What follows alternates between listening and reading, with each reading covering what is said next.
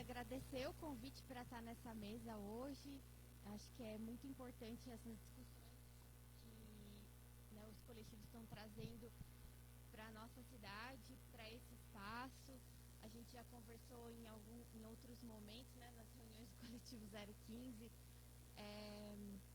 o quanto trazer luz para esses sujeitos da história de Itapetininga, dos territórios, né, como o Maurício disse, porque a história oficial da nossa cidade, ela é contada de um ponto de vista muito do centro, né, muito de sujeitos pertencentes a uma elite branca, masculina.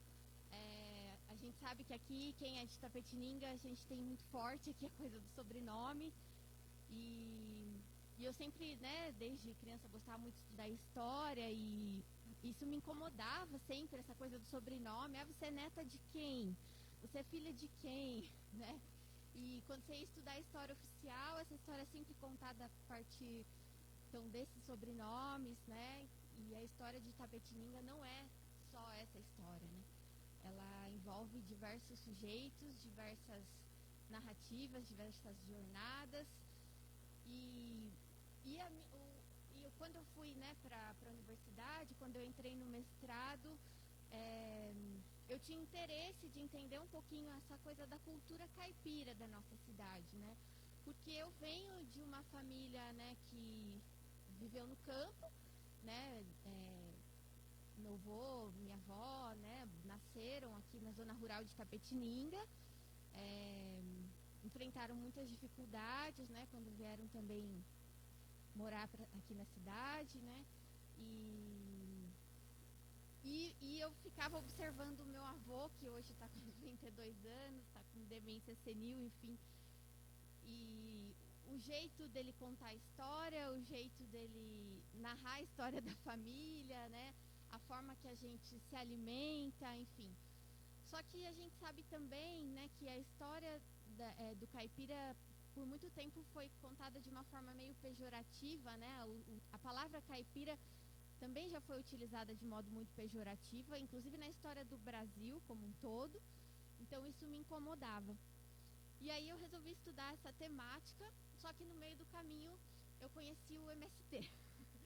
Né? E quando eu estava na universidade, eu fui fazer uma visita ao assentamento do MST lá na cidade de Promissão, e eu fui para lá carregada dos meus preconceitos, né, que eu tinha sobre o MST a partir da mídia, isso lá em 2007, né, a partir do que os meios de comunicação, né, projetavam sobre o MST. E quando eu cheguei lá, a minha surpresa foi que o assentamento era muito parecido com os bairros rurais que os meus avós cresceram, né?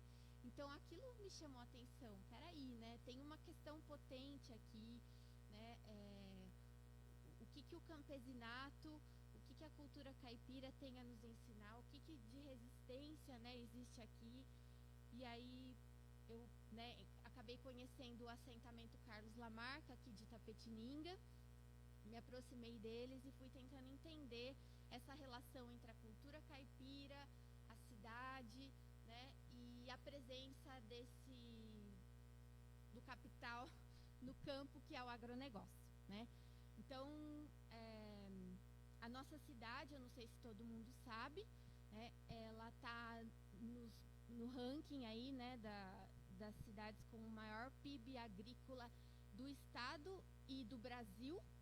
Né? Itapetininga já esteve, acho que em primeiro lugar, né? Primeiro ou segundo do PIB agrícola do estado, e já esteve em primeiro. Está em primeiro nesse ano. É que eu terminei a pesquisa em 2014. Em 2014 estava em primeiro, daí caiu, acho que voltou, né? E a nível nacional também já esteve, acho que em sexto, nono.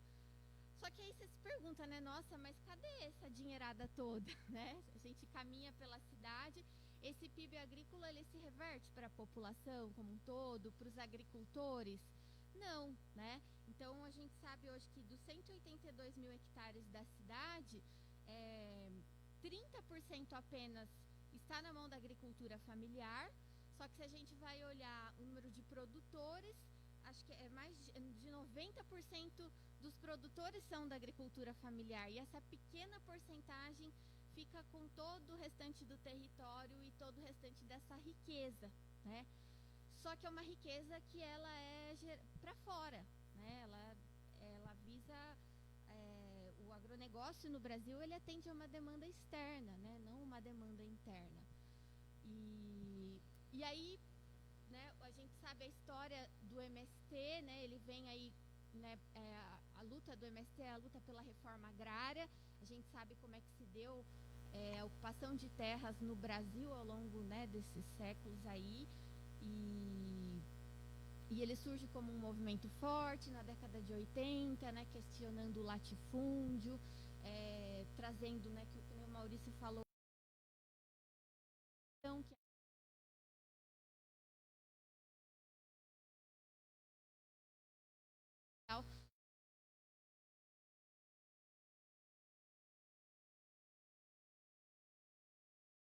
a gente pode dizer que dificilmente a gente tem terra improdutiva hoje em dia, né? Porque o agronegócio ocupou esses espaços.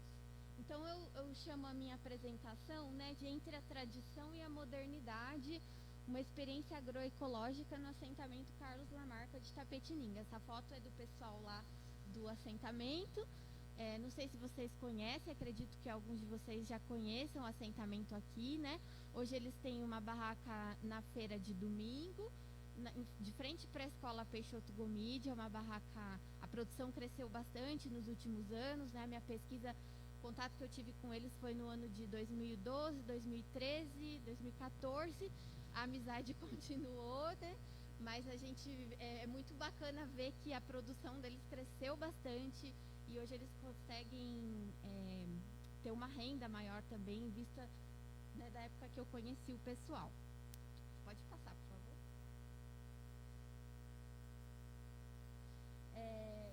E aí, né, a minha pesquisa, ela vai partir de um livro que para mim foi muito importante para entender a cultura caipira da nossa região, que é Os Parceiros do Rio Bonito, do Antônio Cândido, né? Aí eu trouxe esse quadro que é muito famoso, né, do Almeida Júnior, Caipira Picando Fumo. Então, tendo como um clássico, né, sociológico a obra Os Parceiros do Rio Bonito, esse estudo, né, pretende analisar de que maneira aquilo que podemos caracterizar como modo de vida rural e se dá em níveis de campesinidade se reverbera nos assentamentos do movimento dos trabalhadores rurais sem terra, né, um grupo político então que desde a década de 80 luta pela reforma agrária.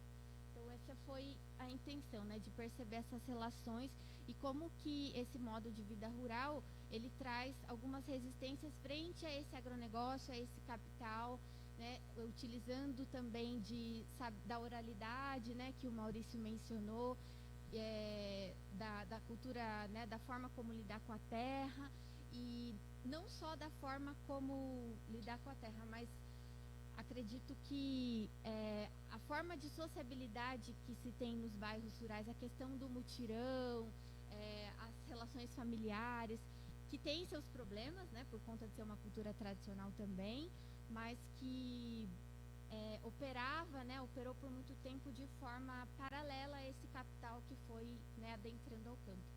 Pode passar, por favor. Então eu trouxe aqui, né, duas imagens que a gente tem na cultura popular do caipira, o Chico Bento, que todo mundo conhece, né, conhecemos na infância, e o Mazzaropi, né, que o Mazzaropi que a gente já riu muito, né, dos filmes do Mazzaropi, mas a gente sabe que a figura do Jeca Tatu também foi uma figura construída de uma forma meio pejorativa com relação ao caipira, né? A gente sabe que a imagem que o Monteiro Lobato, né, ao falar do Jeca, né, que ele construiu, é bem polêmico isso, né, porque para falar do Monteiro Lobato a gente sabe que já deu muita polêmica isso, mas é que eles tinham essa ideia higienista, né, no período, né, década de 50, 60, essa ideia de modernização, de industrialização. Então o caipira significaria um atraso, né, eles teriam um entrave a essa modernização, a esse novo estilo de vida que deveria vir, e ele representaria então esse homem que anda com o pé no chão, que não está estar atento a questões sanitárias, né, disseminação de doenças, enfim. Então, a gente, né, até fala do caipira, a gente até está na nossa cultura, todas as famílias assistiam Mazzaropi, mas a gente precisa também ter um olhar crítico para essa figura, né? Pode passar, por favor. Então, na obra Os Parceiros do Rio Bonito, né, o Antônio Cândido ele vai traçar uma análise para compreender esse homem caipira. Então, o caipira significa o quê, né? É uma designação dada ao camponês paulista. E o Antônio Cândido vai dizer que esse estilo, esse modo cultural, ele vai estar presente aqui no estado de São Paulo, vai pegar algumas regiões do Paraná, do Espírito Santo e de Minas Gerais. Então, por isso que a gente tem muita coisa em comum, por exemplo, quando a gente vai olhar a alimentação, né, com a comida mineira, né, com a alimentação ali no Paraná também, o R puxado, né, vai estar presente nessas regiões. Então, o Antônio Cândido diz que esse território ele era chamado de Paulistânia. E como a gente estava falando, né, Júlia, o que é ser caipira, né, ele vem dessa mistura das 3 etnias que compõem a história do Brasil. Né? Lembrando lá o Darcy Vieira, no Povo Brasileiro, que ele vai falar que as nossas matrizes culturais principais são 3, né? A africana, portuguesa e a indígena. E dessas misturas territoriais que vão se dar nos territórios, acrescido disso, né, o ambiente, a vegetação e tudo mais, a gente vai ter esses novos tipos culturais que compõem a história do Brasil. Então, aqui é o caipira, mas no litoral vai ser o caiçara, né, no Nordeste vai ser o sertanejo. Então, dessas 3, a gente vai ter essas subdivisões, né, que têm as suas raízes aí próximas, né, e parecidas. Então, a caipira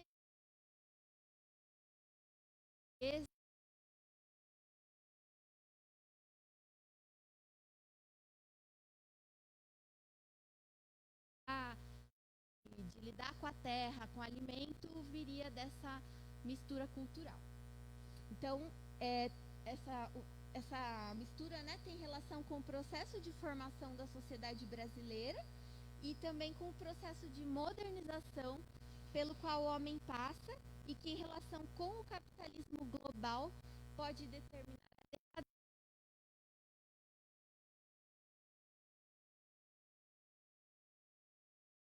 Ela está fadada à decadência.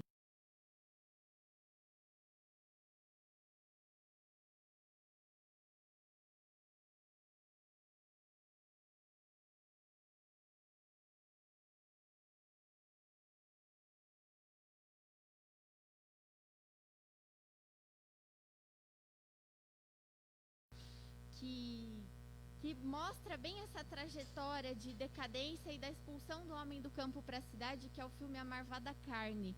Não sei se vocês conhecem, é muito bom esse filme. Inclusive, o roteirista do filme, ele também se inspirou na obra do Antônio Cândido, Dos Parceiros do Rio Bonito. Né? E por que é a Marvada Carne, né? É uma moça que queria casar, né?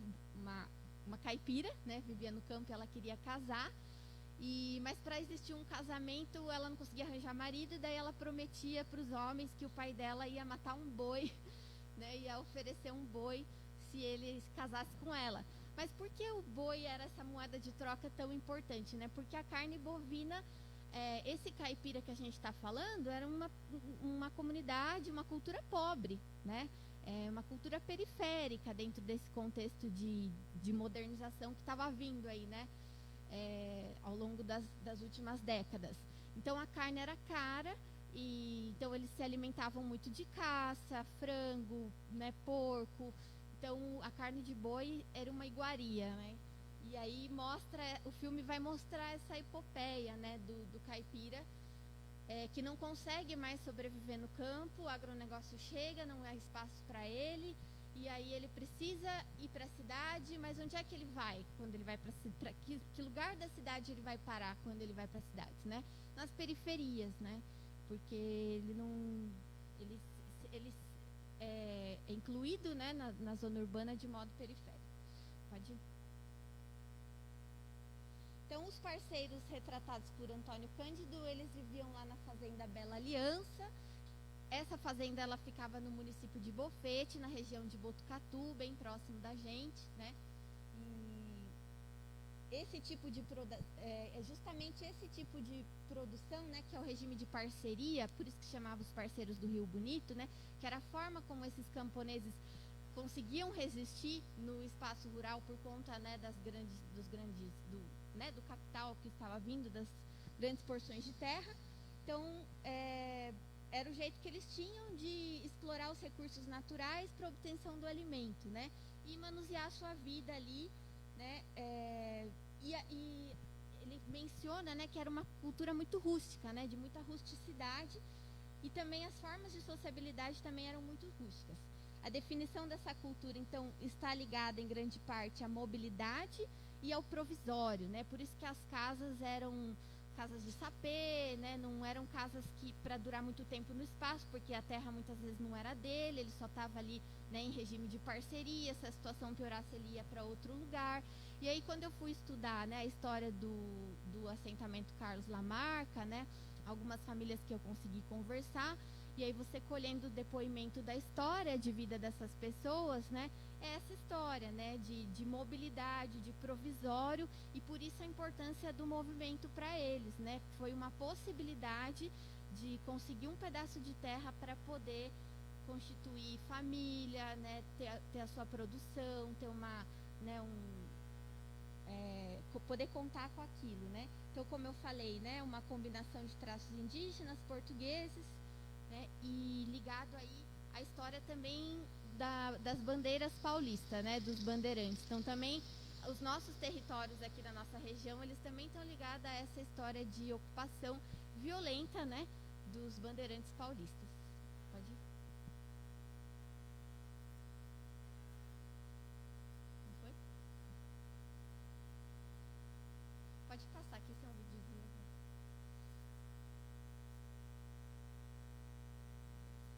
Tá lento? Então, eu não vou ler todo esse slide aqui, né? Mas ali eu coloquei em cima uma imagem de uma capelinha, né? Porque os bairros rurais, né? Você vai pensar a estrutura dele, né? Como o Maurício falou da questão do território, toda a sociabilidade ela gira muitas vezes em torno da capelinha, né? Então, aquele espaço, a gente sabe que na nossa cidade isso é muito presente também, né? Quais são as principais festas de Itapetininga? As festas religiosas, né? Então, a questão do alimento, das festas, das comemorações acabavam ficando em alguns bairros rurais muito ligada a essa questão da religiosidade. Isso se observava aqui em Itapetininga. Então, a questão do mutirão, como eu falei, né? O que é um mutirão? O mutirão é todo mundo se ajudar, todo mundo se unir para levantar uma casa, para levantar um barracão, para fazer um plantio, para fazer uma colheita, né? Então, essa necessidade da coletividade também que a gente não observa em outras formas de produção, né? O agronegócio ele não leva isso em conta, porque a gente tem a máquina, a gente tem os trabalhadores assalariados, então são outras formas de relação e de produção. Então, eles são, né, através do mutirão e das festas, né, que quebra-se o isolamento. Então, os sítios às vezes são afastados, mas aí nesses momentos se juntam e são inseridas mudanças no ritmo de trabalho que precisam ser intensificados, né, com a vinda desse capital e do mercado para o campo, né. O que o caipira produz, então, muitas vezes não é o suficiente, né, nesse processo de transição entre a década de 50 e o que a gente tem hoje, vamos dizer assim, e aí ele não consegue acompanhar, e aí por isso que o caipira acaba sendo expulso do campo, né? Então isso gera um desequilíbrio que pode conduzi-lo à miséria. Pode ir. Então, muitas características do campesinato hoje, com relação à década de 50, por exemplo, ainda são conservadas, né? Tendo como centro a família, a gente observa a necessidade das relações familiares, né? Porque às vezes ele não tem dinheiro, quem vive no campo, agricultura familiar, né? Não tem dinheiro para pagar pessoas de fora, então a família acaba fazendo parte da produção. É uma unidade social importante, né? Leva-se em consideração as eventuais mudanças e crises que essa instituição sofreu, né? A família não é a mesma coisa da década de 50, nem a família no campo, nem a família do MST. Então as relações familiares elas se transformaram, principalmente acho que no tocante ao papel da mulher, por exemplo, né? A gente sabe que o MST ele promove não é simplesmente, né, a questão da distribuição da terra, mas por conta dessas relações mais amplas que eles têm, né? Então o processo de formação que essas famílias passam, de politização que essas famílias passam, a gente percebe que os papéis, inclusive dentro da família, eles foram se transformando também, né? Aqui no assentamento Carlos Lamarca é muito nítida, assim, a presença do protagonismo feminino, né, na produção, na comercialização, e a gente não há uma hierarquia ali. Inclusive quando eu estava pesquisando a história do surgimento ali do assentamento, da história de luta deles, né? Quem trouxe a proposta da agroecologia para a família, né? Produzir orgânicos como uma alternativa aí para o mercado, para eles terem, né, um rendimento, foi o filho mais novo, né? O filho mais novo daquela família de 9 filhos que teve um curso de formação do MST sobre agroecologia e trouxe a proposta: vamos se juntar, vamos produzir orgânico. E aí a família abraçou o pai mais velho, super resistente, né? E hoje é essa família, então, né, que tem uma produção agroecológica muito bacana lá dentro do assentamento. Não são todas as famílias, mas é essa família que acabou se mantendo aí, né, mais ligada ao movimento, que muitas famílias assentadas também, depois de assentadas, às vezes perdem essa conexão com o MST, né? De formação, de luta, né? E essa família não, ela manteve um elo, né? Então, esse estilo de vida, né, que sofreu muitas alterações, se comparados com padrões da tradição que os guiavam algumas décadas atrás, ele se alterou para pior, né? Então, para quem não está na MST, vamos dizer assim, para quem tenta viver da agricultura familiar, ainda encontra muitas resistências e muitas dificuldades, né? Pode ir.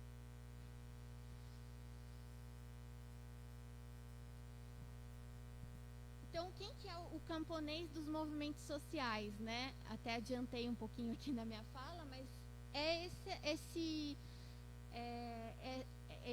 grupo cultural, né, que foi sendo excluído da terra de onde ele pertencia, precisou fazer essa peregrinação, né, muitas vezes tendo que morar na cidade, trabalhar em empregos precarizados, viver de forma miserável, até que, né, ele consegue se conectar aí com o movimento sem terra, né? O surgimento do MST, ele surge na década de 80 e ele acaba aglutinando, então, esses sujeitos, né, expulsos da terra e que dentro desse questionamento da reforma agrária e do latifúndio no Brasil, né, consegue, enquanto movimento político, algumas conquistas, né? A gente sabe que o problema do latifúndio no Brasil não se resolveu e não sabemos quando isso vai se resolver, né? A reforma agrária não aconteceu, ela é uma bandeira de luta aí dos movimentos sociais no Brasil há muitas décadas, mas ela não aconteceu. A gente ainda tem um problema grave e acrescido a isso a gente tem hoje o problema dos agrotóxicos, dos transgênicos, né? Então, por isso a importância também da luta, né, pela questão dos orgânicos e da agroecologia ter se agregado à luta da reforma agrária no Brasil. Então, o camponês, seja o camponês europeu ou o sitiante brasileiro, né, eles tinham uma ética tradicional fundada nessa reciprocidade, na honra, na hierarquia, né, e com o tempo essa cultura foi se desfacelando aí frente à modernidade. Não sei como é que está meu tempo, gente. Então aqui, ó, é uma foto também da produção lá do assentamento Carlos Lamarcas. O assentamento lá, né, a história deles, né, eles estão divididos em 47 lotes. Essa terra que hoje, né, eles estão assentados era uma fazenda que pertencia a uma única família, a família Almeida Prado, que é uma família tradicional no Brasil, né, dos quatrocentões lá, né, do território paulista. E não foi um processo tão longo, né, Lucas? Acho que comparado a outras histórias de lutas aí do MST. Mas pensar que, né, essa terra que pertencia a uma única família hoje, é uma terra de 47 famílias, né? Isso é muito importante, né? E curiosamente esse assentamento ele está, curiosamente não, infelizmente, né, cercado de eucalipto, né? Até porque por isso no título da minha dissertação, né, eu coloquei uma ilha na monocultura, né? Então, lembrando aquilo que eu falei, né, Itapetininga é um território que está aí ranqueado né, entre os maiores PIB agrícolas do Brasil. E como é que você vai colocar um assentamento, né, num território como esse, né? Então, é uma ilha mesmo, né? Está cercado de eucalipto. Para você chegar lá, né, você passa por uma estradinha só eucalipto em volta. E tem alguns resquícios de Mata Atlântica dentro desse assentamento, né? Tem a área comunitária, que tem lá a igrejinha, o barracão, tem a casa central, né? A priori, eles tinham pensado em dividir os lotes, né? No modelo de agrovila, né? Que você tem a região central, as casas se constroem na região central e os lotes para serem, né, trabalhados ali para a produção. Mas aí eles optaram por terem lotes unitários.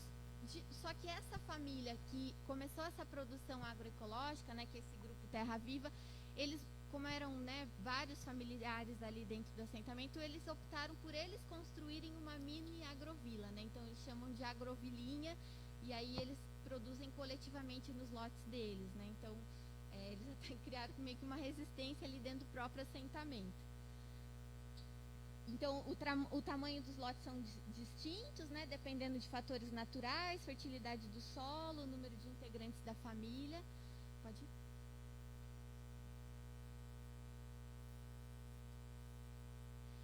E aí, aqui é uma imagem, né, do meu período de trabalho de campo. Eu tinha planejado realizar a pesquisa de uma forma, mas aí é muito interessante quando a gente está na universidade, né, a gente faz um planejamento ali, né, para um estudo acadêmico, para uma dissertação, mas aí quando você vai para o campo, aquilo desperta mil questões e as coisas mudam de rumo, às vezes, totalmente, né? Inclusive, no período da qualificação, né, eu fui criticada por uma professora da banca, que eu estava me envolvendo demais com o meu objeto de pesquisa, né? Bastante retrógrado esse tipo de pensamento dentro da academia, mas acontece. Mas porque o que aconteceu, né? Quando eu cheguei lá para me apresentar, para fazer a escuta, para entender principalmente a relação que eles tinham com a cidade de Itapetininga, né? Porque muitas famílias assentadas não eram daqui, vieram de outros espaços e aí quem é de fora daqui de Itapê sabe como é que é, né? Você vir de outra cidade e imagina para quem, né, está produzindo, vai, né, vender, né, a sua produção. E aí eles trouxeram jogaram uma demanda na minha mão, que era ajudá-los a estabelecer contatos aqui na cidade para que eles pudessem comercializar os produtos agrícolas. E aí a gente fez... Você pode passar, por favor, que acho que está no outro. Pode mudar. Uhum. Aí que eu pensei, né? Eles não tinham um espaço na feira ainda, a produção estava iniciando.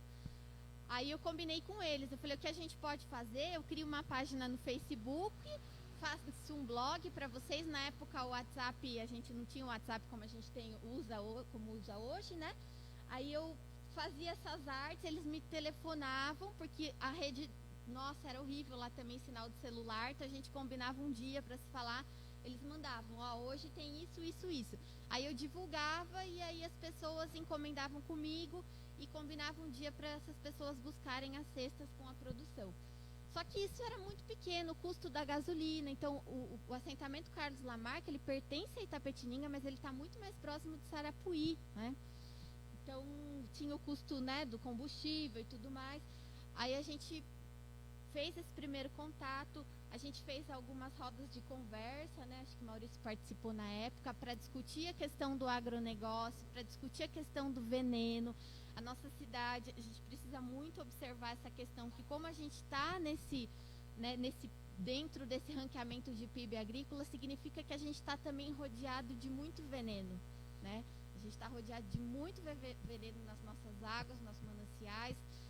transgênico, produção transgênica, e às vezes as pessoas não param para pensar nisso, né? Qual é a qualidade da água que a gente está bebendo, qual é o diagnóstico das doenças que a gente tem na nossa cidade, né? Então, essa é uma questão muito importante também que esse grupo traz para a discussão, né?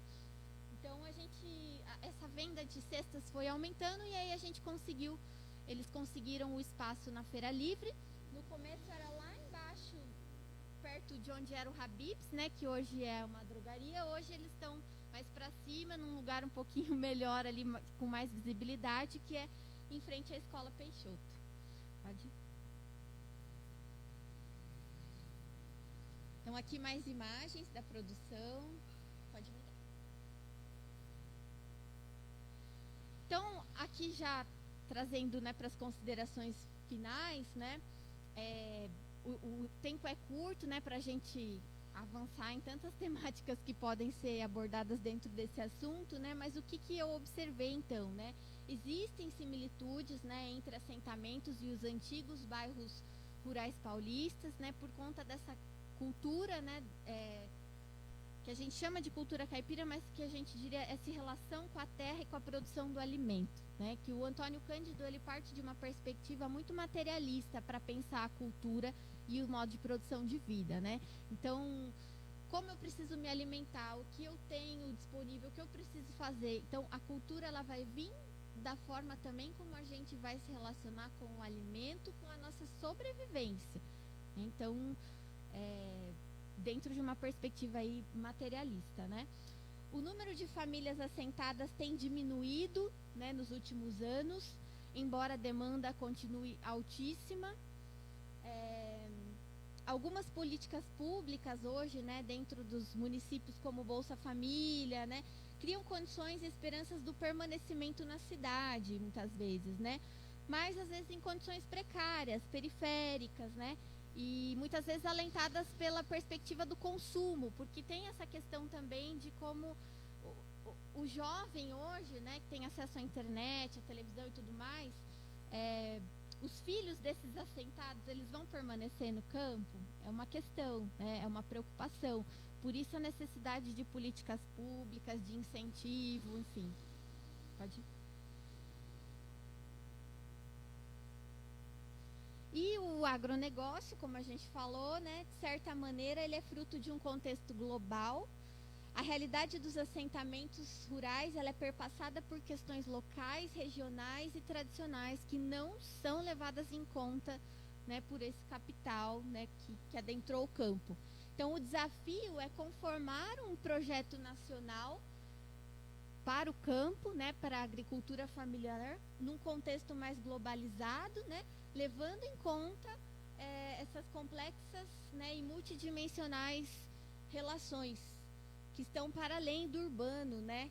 Então, além dos trabalhadores rurais sem terra, nós temos no Brasil a questão indígena, quilombola, né, entre outras questões aí que estão para além do rural, da industrialização, do agronegócio, enfim. Então, e todas essas experiências não estão livres de contradições. Então, o que a gente analisa, né, a necessidade de mediadores criativos que possam compreender que a busca de um processo democrático, né, via distribuição de terra, incentivo, formação técnica, também é uma luta, né, pelo direito à diferença e à diversidade desses sujeitos que compõem o rural. A presença das famílias assentadas em diversas regiões do Brasil dinamizam a cidade e a economia global, né?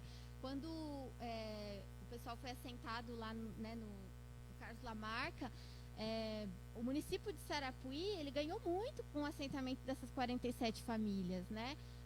Desde o início, né, para a construção das casas, para os programas de incentivo que eles tiveram para a produção. E mesmo hoje, se a gente for pensar, né, se a gente for andar pela feira, quantas barracas oferecem produtos orgânicos a um preço tão acessível como a gente tem, né, esses produtos vindo do assentamento Carlos Lamarca? E realmente é um preço acessível, né? Não é o preço que você vai encontrar lá no Mercado Extra, por exemplo, na bandejinha de orgânico, né? Então, eu falo isso inclusive para incentivar, né, que a gente consuma esses produtos, E é isso, gente, por enquanto, né? Eu acredito que é importante a gente refletir sobre esses sujeitos, né? Porque Itapetininga, ela ainda, se a gente vai observar as relações que a gente tem, como o Maurício falou, território também, territorialização são muitos conceitos, né? Dentro da geografia, mas existe uma disputa de poder, né? E a gente vê que as relações aqui ainda elas são muito coloniais, né? As relações de poder e quem detém o poder e esses sujeitos periféricos na nossa história, né? Então, trazer esse olhar para esses sujeitos do campo, das periferias, né? Quem são os negros em Itapetininga, as mulheres, qual é o espaço das mulheres em Itapetininga, né? Recentemente a gente teve aí, né, um assassinato que mexeu, acredito que com todas as mulheres, né? Não só o dela, mas todos que acontecem, infelizmente, né? Os assédios que acontecem na nossa cidade. Então, pensar esses espaços e esses sujeitos e agradecer a esse evento aqui e ao coletivo por trazer esse debate e permitir que a gente possa estar, né, falando desses sujeitos de alguma forma.